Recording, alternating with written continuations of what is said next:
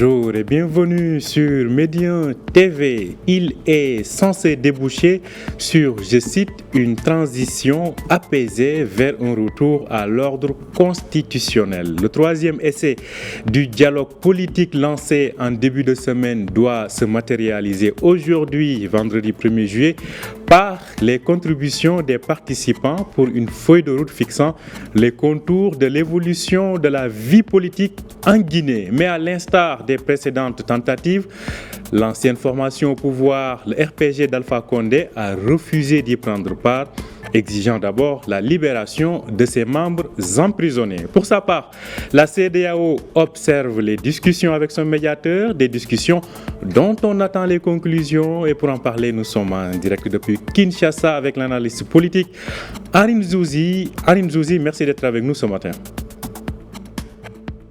Oui, bonsoir Oumar. Alors, tout d'abord, c'est aujourd'hui que doivent donc être reçues les contributions de ce dialogue politique en Guinée. Globalement, à quoi faudrait-il s'attendre comme réponse de la société civile et des partis guinéens à ces discussions? Bon, d'abord, il faut quand même rappeler que le 20 juin dernier, lorsque cela a été annoncé, tout le monde a pensé au sein de la classe politique guinéenne qu'il s'agissait d'un nouveau round de discussion au sein du administration de concertation. Ce qui s'est passé, il y a effectivement une réponse plutôt positive qui a été réservée à la proposition du Premier ministre guinéen pour participer justement à cette session inaugurale du 27 juin dernier, même s'il est vrai qu'au niveau de la méthode, il y a des choses qui ont malheureusement été dénoncées. Cela étant, il faut quand même rappeler que ce sont des pays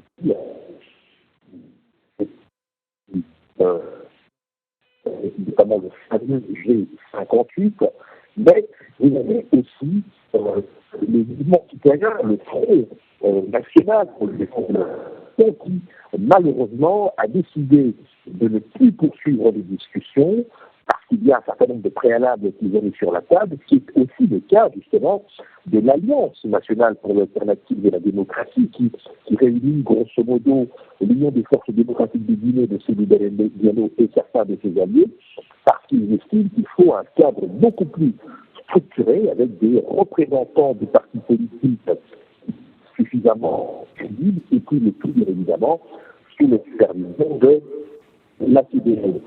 Vous avez évoqué le RPG, l'ancien parti présidentiel. Là aussi, il y a une diligence de libération de ce cadre.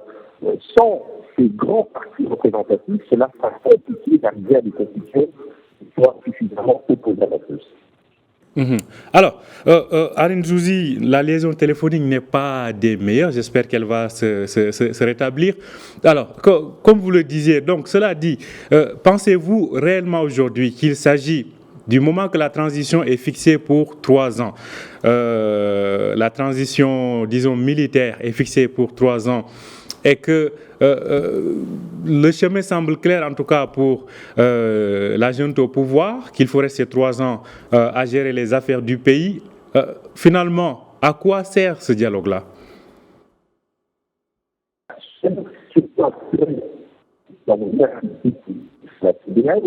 Vous n'êtes pas sans savoir que d'ici le 3 juillet, il y aura le sommet du chef d'État et l'UNAJA reprend véritablement de nouvelles sanctions, et ce à quoi l'Europe souhaite répondre à des initiatives qui soient considérées comme encourageantes.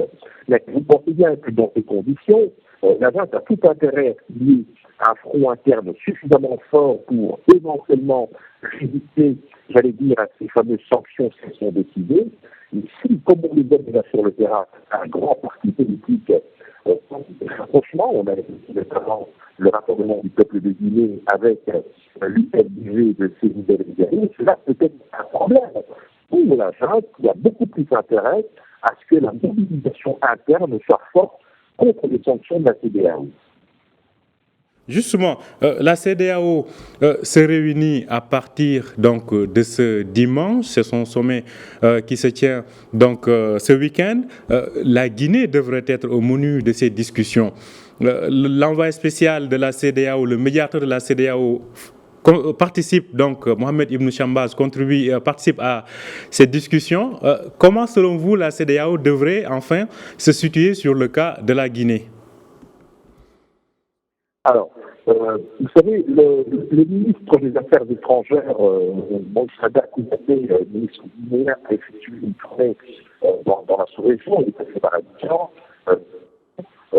pour essayer justement de plaider la cause de son gouvernement, pour montrer que les initiatives vont dans le bon sens, mais c'est aussi pour psychologiquement préparer justement les chefs d'État de la CEDEAO à l'idée que finalement Conakry fait son maximum pour justement faire en sorte que les choses se passent bien. Et d'ailleurs, parmi les options qui ont été levées par précisément le CNRD, c'est précisément d'accepter l'idée de ce fameux médiateur, puisque on en parlait, il y avait une question sur son profil, serait-il acceptable ou pas? Là, cela semble se décanter bien évidemment, mais cela aussi devrait inciter en interne certains partis comme l'UFDG et ses alliés au sein de l'ANALA pour justement exiger qu'il y ait un facilitateur. Alors, je ne sais pas si ce sera le même médiateur, mais en tout cas un facilitateur neutre issu de la CEDEAO qui puisse garantir, j'allais dire, la qualité du dialogue et surtout, j'allais dire, la capacité des forces vives, des partis politiques, des syndicats, etc., à faire prévaloir leur point de vue. Alors, dans ce cadre, aujourd'hui, pensez-vous réellement que vu une des premières forces, en tout cas politiques guinéennes, le RPG, comme je le disais tout à l'heure, boycotte ce dialogue, est-ce qu'il sera possible finalement de parvenir à un consensus national? On verra comment les choses vont se passer, mais vous pensez bien qu'en fixant la transition à 39 mois, la chose n'a pas facilité les choses, d'autant qu'elle avait déjà en ce temps demandé aux partis politiques de formuler leurs propositions. Le Premier ministre a demandé que chacun puisse remettre un mémo avec ses propositions, ce à quoi la plupart des partis ont refusé pour précisément éviter les pièges de la dernière fois. Ici, il s'agit véritablement de laisser aux partis politiques la capacité de formuler des propositions qui puissent permettre à la junte de pouvoir lâcher du lest et revenir surtout à un délai de transition qui soit beaucoup plus raisonnable. Qu'en est-il maintenant de la structure politique? Quand on voit le cas du Mali, où on parle de refondation, pour la Guinée, vers quel régime d'abord devrait-on se diriger? Est-ce un régime poursuivre avec le régime présidentialiste ou bien un régime parlementaire? Selon vous, qu'est-ce qui aujourd'hui devrait davantage être l'orientation de la structuration du régime politique en Guinée? Alors, quand on voit la configuration politique, on se rend compte que la politique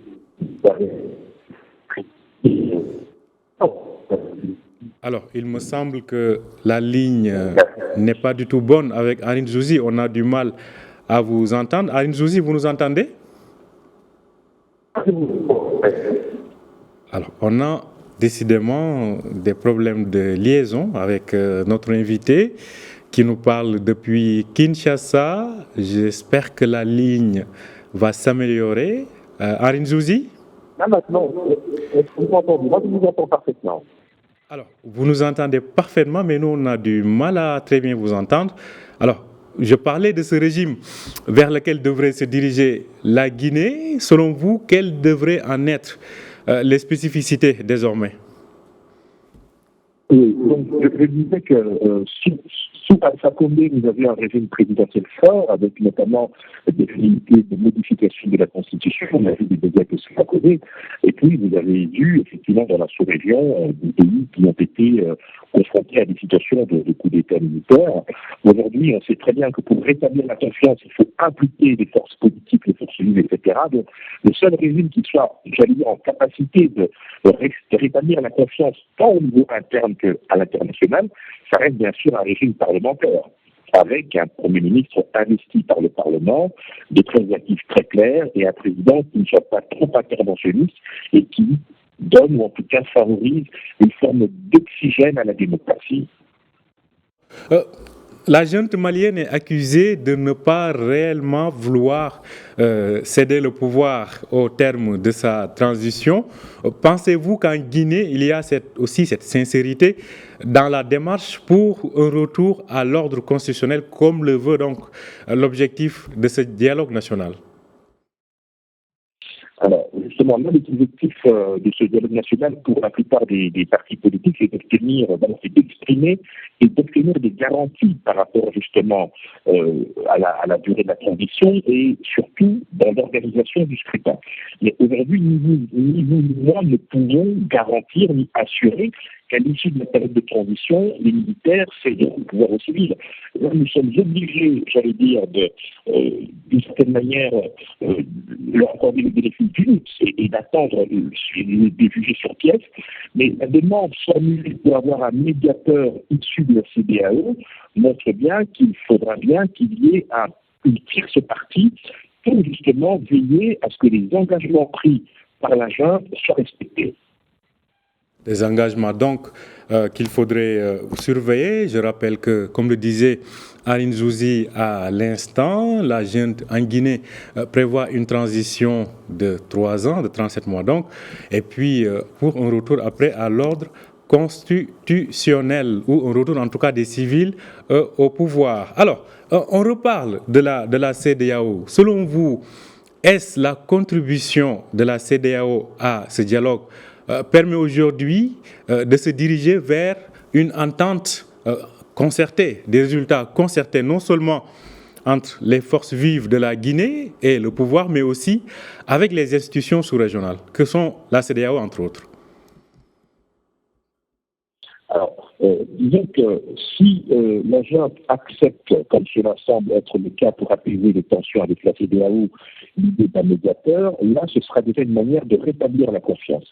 Mais en même temps, je le rappelle, le plus important pour la junte aujourd'hui, c'est de s'assurer du soutien populaire dans l'hypothèse, justement, où des sanctions seraient adoptées.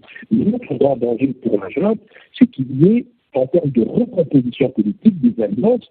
On a évoqué notamment celle qui réunirait l'Union des forces démocratiques de Guinée avec le Rassemblement du peuple de Guinée, deux gros poids lourds qui pourraient contrarier les ambitions de la junte, jusqu'à ce moment-là, nous n'aurions plus un front interne qui serait suffisamment mobilisé contre les sanctions, mais plutôt un front interne avec deux locomotives de la politique qui exercerait une pression très forte sur la junte, ce qui ne serait pas du tout, j'allais dire, bon pour le CNRD. Alors vous avez évoqué tout à l'heure le cas où, en tout cas, la nécessité pour les tenants du pouvoir actuel à Conakry d'avoir le soutien populaire. Qu'en est-il justement de ce soutien populaire envers la junte au pouvoir en Guinée?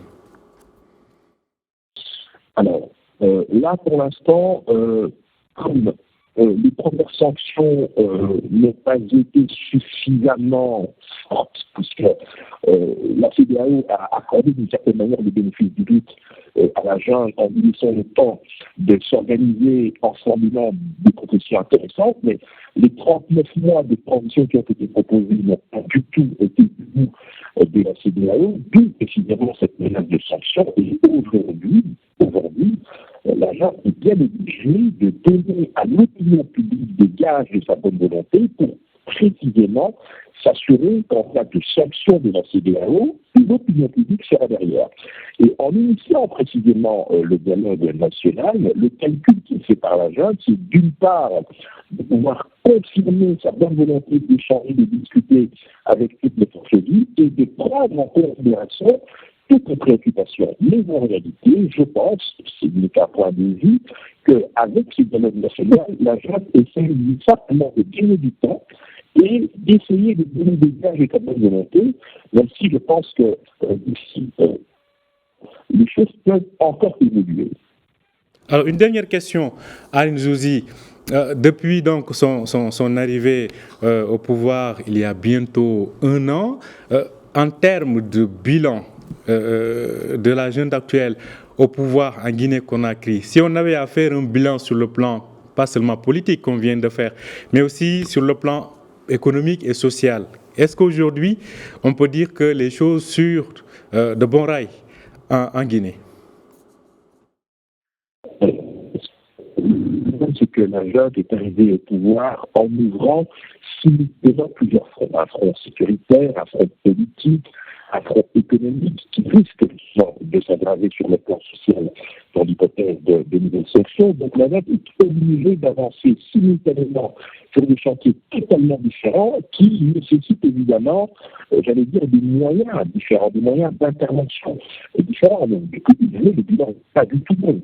Du contraire, lorsque vous emprisonnez des gens, lorsque vous privez une partie des dirigeants de liberté, même si ça peut se justifier par le fait de malversation, dans ce cas, il faut initier des procès, il faut créer la transparence. Je rappelle que une des revendications du Front National pour la défense de la Constitution, c'est que le CNRD donne la liste complète de ses membres.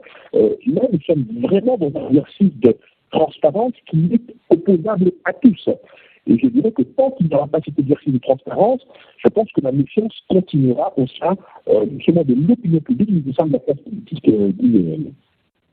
C'est à vous, Henri Zouzi, d'avoir été en direct avec nous ce matin depuis Kinshasa pour nous parler de la transition donc en Guinée qui doit aujourd'hui recevoir les premières contributions des forces politiques et de la société civile qui ont participé donc à ce dialogue pour voir comment parvenir à une bonne transition mais aussi à un retour à l'ordre constitutionnel. On s'excuse de la qualité de la liaison qui n'a pas été des meilleures. On aura l'occasion de revenir sur ce sujet. Merci à vous et bonne journée à Nzouzi. Merci infiniment, bonne journée à tous. Merci à vous aussi de nous avoir suivis. Je rappelle que vous pouvez retrouver cette émission sur notre site www.medianews.com. Bonne journée et bonne suite de programme sur Média TV.